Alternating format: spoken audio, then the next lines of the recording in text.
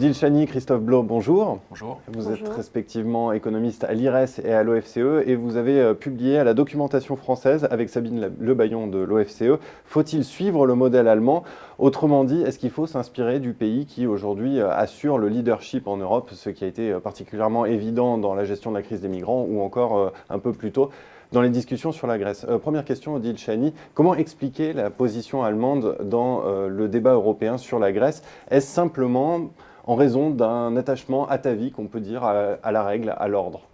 Alors, si on reste sur une approche stricte de ce qu'on peut entendre par l'ordolibéralisme, c'est-à-dire, si on revient à la théorie des années 30, l'importance qui est donnée à la règle dans le cadre en fait, de la régulation de la part de l'État pour garantir les libertés économiques. Alors oui, effectivement, on peut dire qu'une partie de la position allemande peut s'expliquer par l'importance de la solidité, du respect des engagements, etc. Il se trouve que nous, notre point de vue, qui est en partie aussi développé dans notre livre, c'est qu'en fait, d'une part, ça omet des dimensions essentielles de ce qu'il y a derrière ce qu'on peut entendre par l'économie sociale de marché, d'une part, et puis d'autre part, en fait, c'est que ça n'apporte pas les éléments d'explication qui permettent réellement de comprendre la position allemande.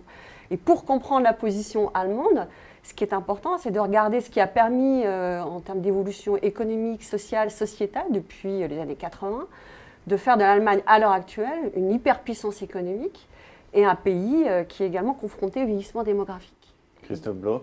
Alors, en effet, si on regarde en fait, la situation d'Allemagne, depuis le début des années 2000, ils accumulent des excédents courants supérieurs à 4% par an. Ce qui fait qu'aujourd'hui, la position extérieure nette de l'Allemagne est de 1 300 milliards d'euros. C'est à peu près 47% du PIB. Donc, dans ces conditions, on comprend assez facilement que l'Allemagne cherche un peu à préserver cette accumulation de richesses. C'est-à-dire qu'elle est assez réticente à une inflation trop élevée, elle est attentive à l'évolution de l'équilibre budgétaire et elle est aussi réticente sur la question de la renégociation, de la restructuration des dettes publiques en Europe. Alors pour bien comprendre la position allemande, quels sont les éléments qu'il faut ajouter, qu'il faut prendre en compte en plus de cet attachement à l'ordolibéralisme? Comme l'a dit Odile dans la question précédente, il y a évidemment la question de la démocratie sociale qui joue un rôle très important en Allemagne, c'est-à-dire que les partenaires sociaux ont un rôle particulier. Ils ont une autonomie assez importante et ils ont une responsabilité. Cette responsabilité, elle porte notamment sur la détermination des conditions de travail et sur l'évolution des salaires dans le cadre de la négociation salariale. Et donc aujourd'hui, ces facteurs-là sont importants parce qu'ils expliquent en partie, il en découle aussi le fait que depuis les années 80, il y a eu un affaiblissement du pouvoir syndical après la réunification. Et de là, il découle notamment une vague de modération salariale et une libéralisation assez forte de l'économie allemande, notamment sur le marché du travail. Est-ce qu'on pourrait imaginer, Odile Chany, que les choses bougent? Est-ce qu'on pourrait imaginer, à l'heure où l'Europe paraît être une des seules zones à pouvoir tirer la croissance mondiale, que l'Allemagne se convertisse et se mette à plaider pour un grand plan keynésien de relance? Alors, déjà, il y a un point important, c'est qu'effectivement, on insiste souvent sur le fait que l'Allemagne est très réticente à à l'ordolibéralisme et contraire à la relance budgétaire.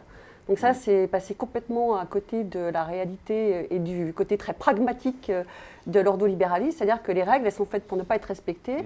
Et en particulier en Allemagne, par le passé, les règles budgétaires ont été très très souvent non respectées. Donc ça, c'est un premier point. Le deuxième point, c'est qu'en fait, l'Allemagne a fait de la relance budgétaire par le passé, en général, ça s'est plutôt mal passé pour l'économie allemande. Si on revient aux deux épisodes fameux, l'un qui lui a été subi pour des raisons politiques et historiques, la réunification, et l'autre, la locomotive des années 70. Puis surtout, pour revenir vraiment précisément sur votre point, c'est que l'Allemagne, à l'heure actuelle, est un pays qui, dans un contexte de vieillissement démographique, n'a absolument aucun intérêt économique à faire de la relance budgétaire. C'est un pays qui a intérêt à accumuler des excédents structurels budgétaires pour faire face à l'accroissement des dépenses liées au vieillissement démographique. Alors j'en reviens à ce qu'on disait au début, l'ordolibéralisme, cet attachement à la règle, ce n'est pas forcément ce qui explique le débat, la position allemande dans le débat européen, et il faut plutôt prendre en compte une simple défense des intérêts nationaux. Alors cette défense de ces intérêts nationaux, quels sont-ils? Quels sont ces intérêts que la position hégémonique allemande cherche à protéger? On voit que du coup, il y a en fait cette accumulation d'actifs. C'est la résultante des excédents commerciaux accumulés par l'Allemagne au cours des années 2000. Et que ces excédents commerciaux sont liés à des facteurs structurels qui sont la qualité des biens, le positionnement de gamme des entreprises, et qui font aujourd'hui de l'Allemagne une hyperpuissance industrielle et commerciale. Donc c'est cette hyperpuissance qu'on cherche à préserver. Et en contrepartie, l'autre effet aussi, c'est le fait que de l'affaiblissement du pouvoir syndical, il y a eu une modération salariale qui a permis aux entreprises d'améliorer leur compétitivité coût. Des travaux récents, l'OFCE montre qu'à peu près 40% de l'écart des balances commerciales entre la France et l'Allemagne s'explique par cette évolution de salaire divergente, notamment à la fois dans l'industrie exportatrice en Allemagne, mais aussi dans les services non échangeables. Et pourquoi finalement accumuler tous ces actifs? C'est uniquement pour préparer les futures retraites dans un pays qui connaît effectivement un fort vieillissement démographique? Il y a plusieurs lectures des balances, des balances courantes ou des excédents courants. La première, ça renvoie évidemment à ce que Christophe vient de signaler, qui est la puissance commerciale, le fait que l'Allemagne est un pays mercantiliste depuis le 19e siècle. C'est un pays qui est centré sur sa puissance industrielle. Donc l'intérêt, c'est de préserver cette puissance-là.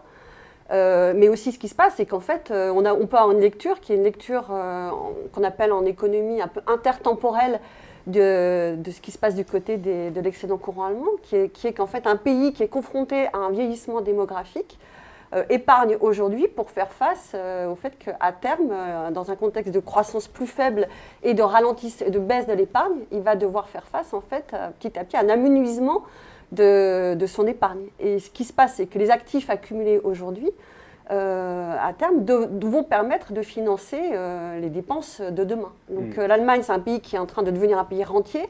Et c'est d'autant plus problématique pour l'Allemagne que d'être un pays rentier qu'en fait, on a constaté que depuis la crise, l'Allemagne avait fait de grosses pertes sur ses avoirs extérieurs nets. Ça, c'est un point vraiment important. C'est-à-dire si on regarde la valeur globale des rendements, enfin de la valeur des actifs, elle a perdu 20 points de PIB depuis 2006. 20 points de PIB, oui. Et 20 points de PIB, ça correspond en fait au chiffrage du financement de la transition énergétique en Allemagne. Donc c'est un ordre de grandeur qui est quand même assez conséquent. Christophe Blau, pour finir, que faudrait-il, comment faire pour que l'Allemagne se convertisse au jeu de la solidarité en Europe? Je crois qu'il faut avant tout alimenter en fait, le débat sur ces questions-là. C'est-à-dire convaincre l'Allemagne qu'une partie des avoirs accumulés au cours des années 2000, c'est le fruit de déséquilibres au sein de la zone euro, au niveau européen, et qu'on n'a pas su gérer. Donc du coup, il faut en fait améliorer la gouvernance européenne, faire en sorte qu'elle ne soit pas que centrée sur la question des déficits et des dettes publiques comme ça l'a été jusqu'à la crise, prendre en compte une résorption plus symétrique des déséquilibres macroéconomiques et financiers. Donc c'est un point important sur lequel effectivement il faut plutôt engager un débat, c'est-à-dire montrer qu'aujourd'hui la prospérité de l'Allemagne ne peut pas se faire s'il n'y a pas de croissance en Europe. Et il n'y aura pas de croissance en Europe si on reste enfermé à la fois dans des politiques d'austérité budgétaire et dans des politiques qui visent systématiquement à essayer de réduire les coûts salariaux pour gagner en compétitivité sur les partenaires économiques. Odile Chani. Un point peut-être plus en lien avec l'actualité qui est très, très forte sur la crise des réfugiés en Europe. Ce qu'on constate aujourd'hui, c'est que autant l'Allemagne était vouée aux gémonies avant l'été, en juillet, autant récemment, le débat se déplace. Alors, ce qu'on peut, nous, en conclure, c'est que ça n'est que la manifestation du caractère inopérant des clés de lecture qui renvoient à cet attachement atavique à la règle lié à l'ordolibéralisme allemand. Ce que révèle la crise des réfugiés, c'est d'abord que l'Allemagne a la force, une économie, un pays qui a la force d'être capable d'accueillir un nombre de réfugiés qui est presque aussi important que celui qu'on a constaté dans les années 90, au moment de la chute du rideau de fer. Et puis aussi, surtout, ce qu'on constate, c'est que plus de 60% des Allemands considèrent qu'ils peuvent absorber ces réfugiés, et que derrière ça, en fait, ce que ça renvoie, c'est la force du tissu et de la démocratie sociale et de l'ensemble de la société civile allemande qui effectivement donne à voir en quoi l'Allemagne aujourd'hui est capable d'offrir aussi un visage qui est très positif dans le champ européen. Bien, merci à tous les deux pour cette analyse. Je rappelle, pour ceux qui veulent aller plus loin, la sortie de votre livre « Faut-il suivre le modèle allemand ?» à la Documentation française. Merci. Merci.